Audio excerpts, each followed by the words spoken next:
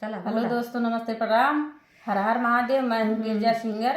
हमारे YouTube channel पे आप लोग का स्वागत है। आप लोग के सामने एक बेटी विवाह गीत लेकर आई हूँ। आप लोग को कैसा लगा कमेंट बॉक्स में ज़रूर बताना और ढेर सारा प्यार दुलार आशीर्वाद देना। हमारी वीडियो को लाइक करना, चैनल को सब्सक्राइब करना। राजा जाना एक प्राण जेठान धनुष